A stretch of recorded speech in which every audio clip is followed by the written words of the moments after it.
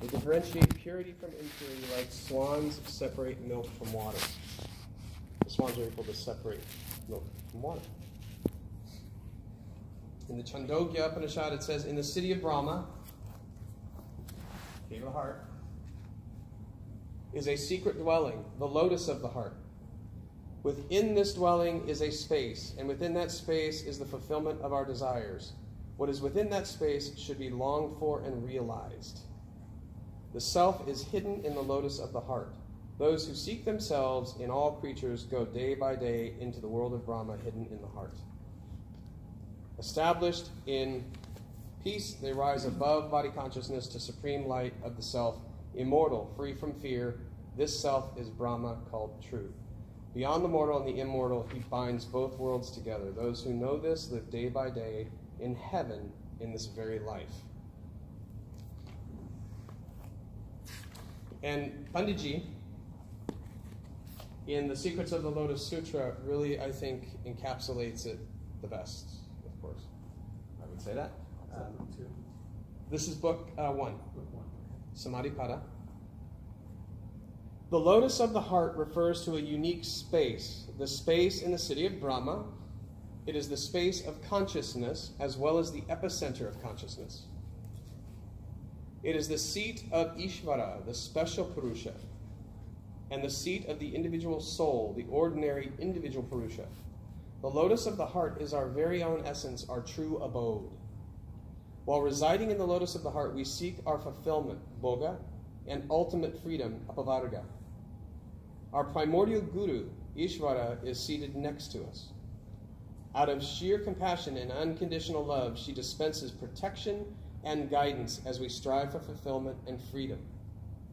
This lotus embodies the intelligence of both Ishvara and ourselves, the enlightened being and the one seeking enlightenment, the one who is ever full and the one seeking fulfillment, the one who is ever free and the one seeking freedom.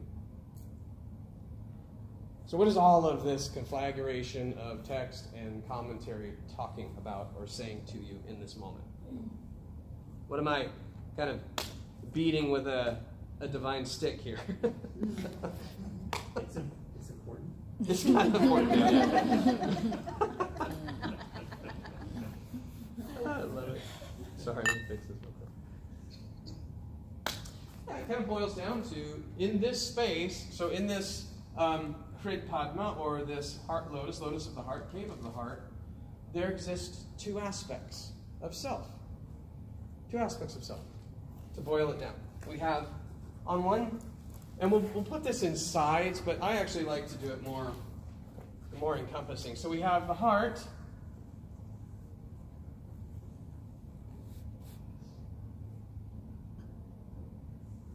We'll say lotus of the heart. And within that we have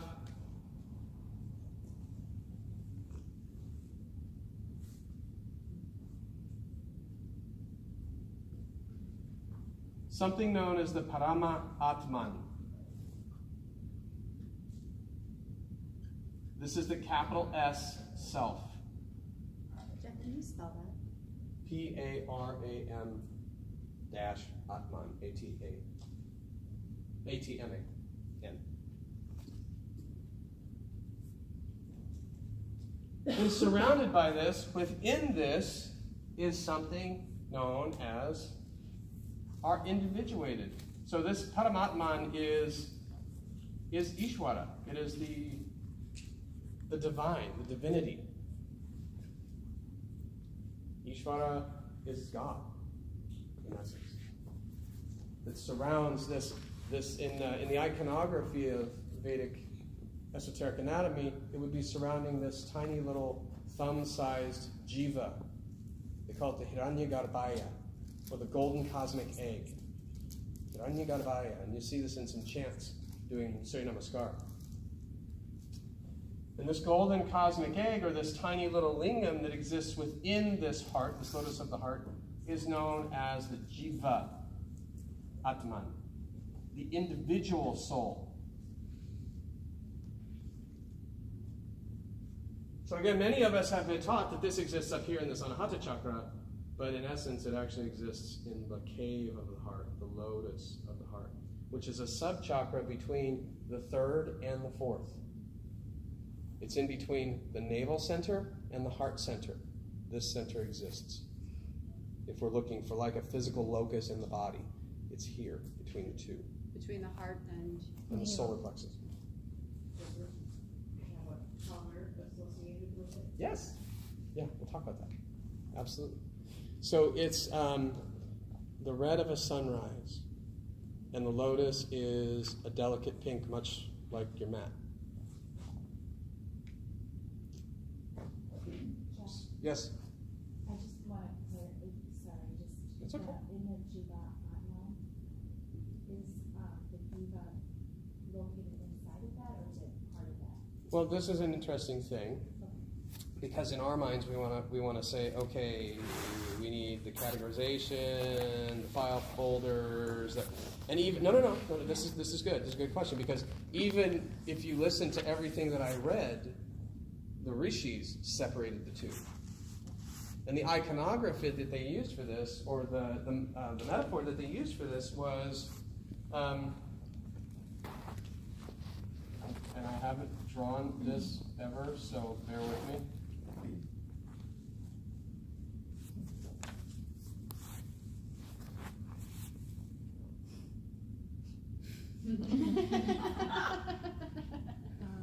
Terrible.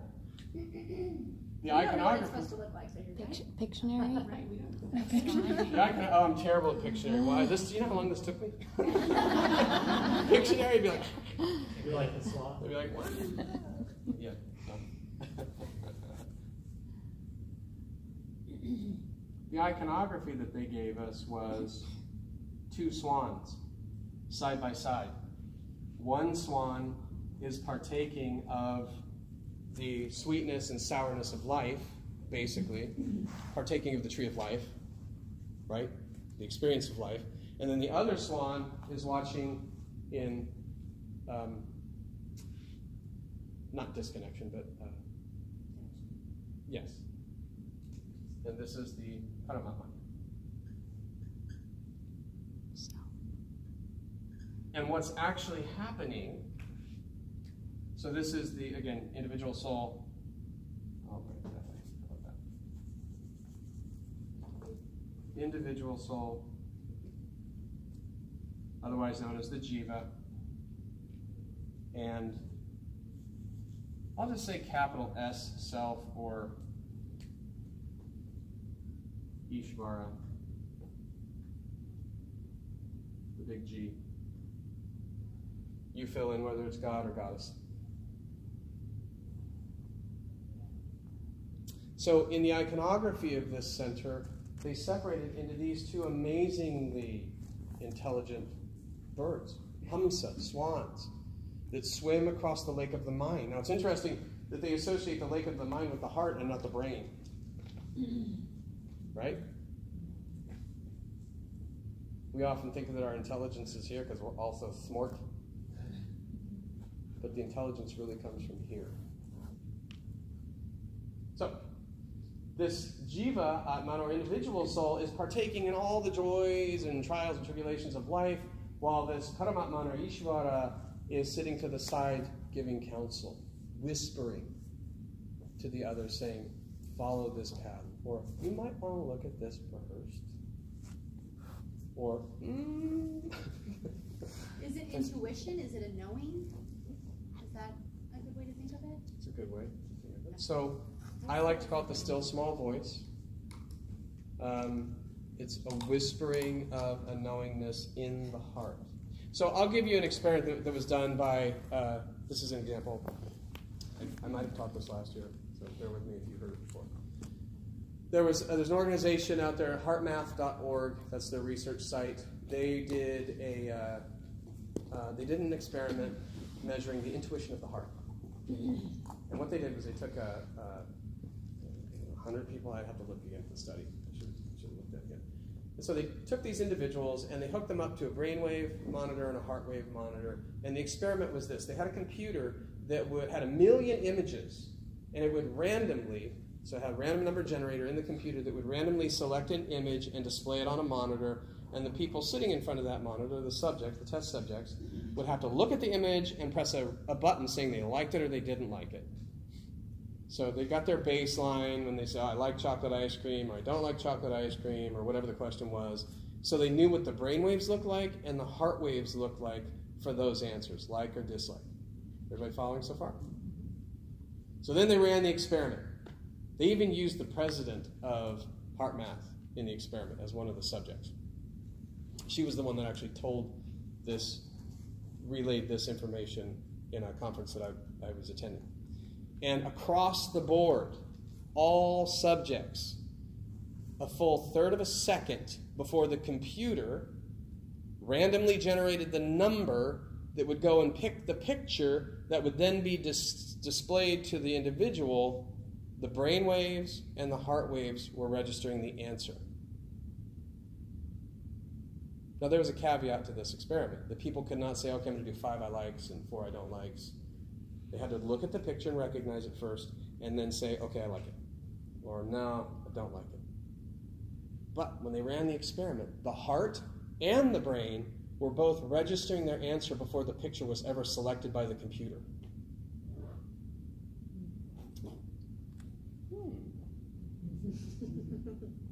What does this mean? This really freaked them out at the beginning. They're like, okay, this is a little strange, to quote, or spooky, to quote Einstein. So what happened, or what their hypothesis, there's some summarization of that, is that the heart field, these apertures of perception or consciousness, are literally scanning time, space, quantumly, and finding event horizons in our life and bringing that information back into the present. That they're not bound by time and space. And based on this information, this knowledge comes from this Hamsa, the big S self, that is not bound by time and space and is affecting the intelligence of the heart in real time. This would be heart-based intuition, according to them. How many of you have had a heart-centered or heart sense of what to do, but haven't followed it and got burned? How many of you have had a heart sense, followed it, and been like, wow, that was amazing, right?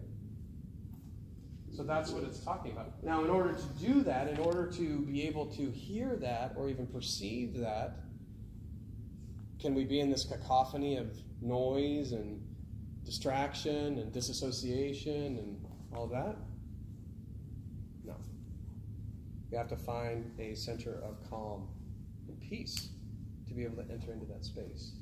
And there's a direct connection between this center and the Agnya Chakra. So,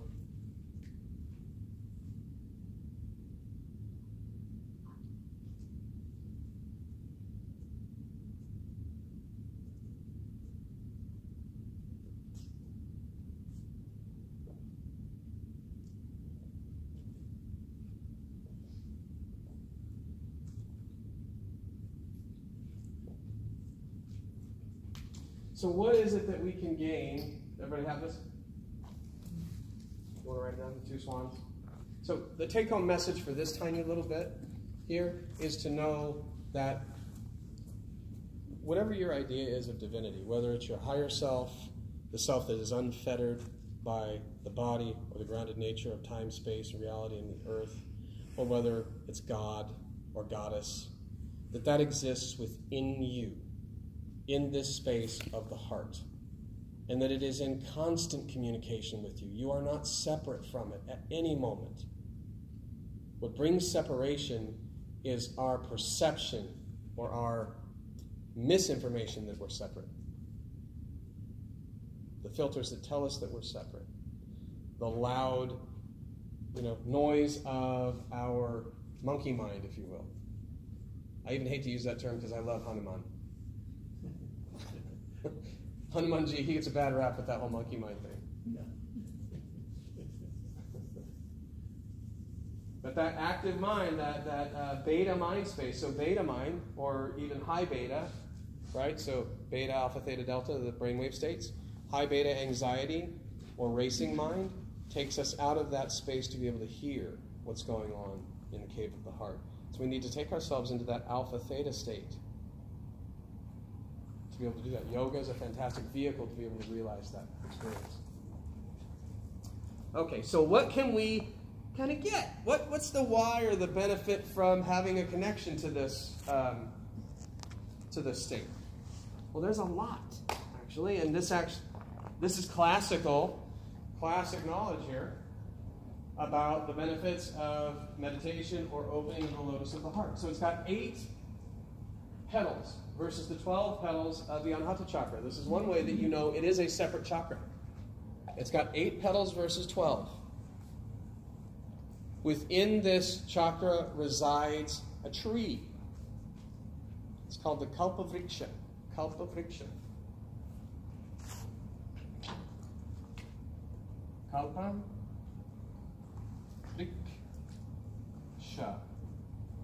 This is the wish-fulfilling tree.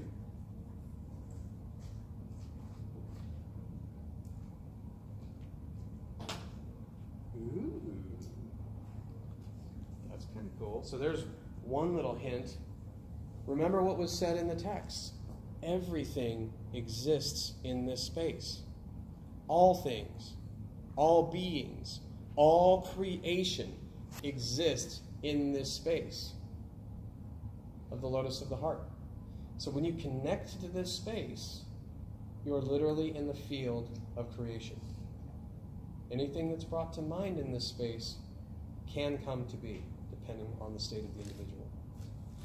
That's what's known as the wish-fulfilling tree. I'll give you a little story here. That's this is an allegory that the rishis or the swamis teach to their students when they're like, "Oh, I want to go to the cave of the heart. I want to have all the wishes I want." So there was a sage who was traveling through the Himalayas, and he traveled all day, and he came upon this little oasis where there was a tree, and he sat beneath the tree, and man, I'm tired. I need some water. And immediately before him appeared this bowl of water. He's like, oh. And then he realized that he was sitting beneath the Kalpavriksha, or the wish-fulfilling tree. He's like, oh, well, I need some food. So then food appeared for him. And so then he'd eaten the food, he drank the water, and then he fell asleep against this beautiful tree. And he woke up and it was nighttime. He was like, oh my goodness, it's nighttime. Oh man, and you know, the Himalayas, there are wild animals there, so he was afraid that lions and tigers might appear, and lo and behold, they did, and they partook of the Swami. Why? Because he hadn't harnessed his fears, and he got his wish. So when you enter into this space, it's very important to have a stable, steady mind that has no fear. Because you will manifest what is in the mind. This is a warning that the Swamis teach their students. That was from Swami Satchidananda Saraswati, his book, Kundalini Tantra.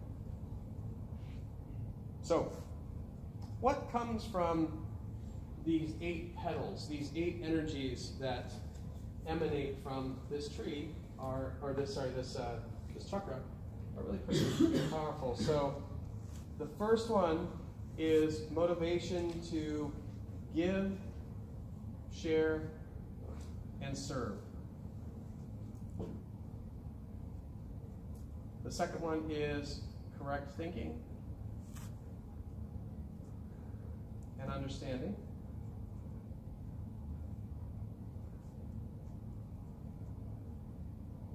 The third one is an intuitive grasp of thoughts, words, and meanings. I know this, you can't even read it. I'm just going to say it. You guys will write it down. Yeah. The fourth one is an intuitive understanding of the true meaning of written words. Wait, I only have 3. Okay, yeah. So 3. The third one is an intuitive grasp of the meaning, context, and intention of words. One more time? I had that all backwards. How did I miss one? Okay. So we have give, share, serve, connect thinking and understanding, and then I have intuitive grasp of thoughts, words, and meaning. Is that Yeah, four? that works. Yeah. That works? That's okay. it. So what's number 4? The fourth one is intuitive understanding of the true meaning of written words. So somebody who accesses this space could look at a sutra, could look at a scripture and know if it's true. Or if it's been altered by time and authors. The fifth one is freedom from physical suffering, such as disease caused by other living beings.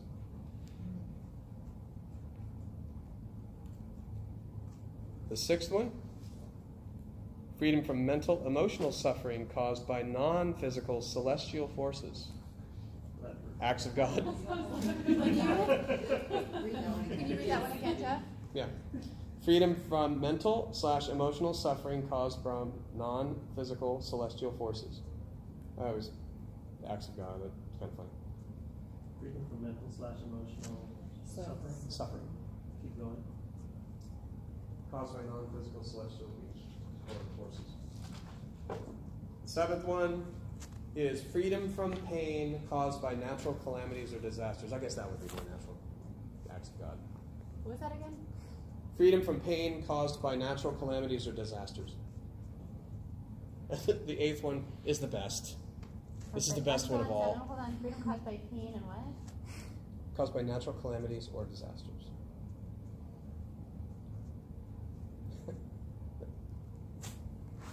And the eighth one is having true friends in life. Why would that be so in this situation? Is everybody warm, cold? Cold.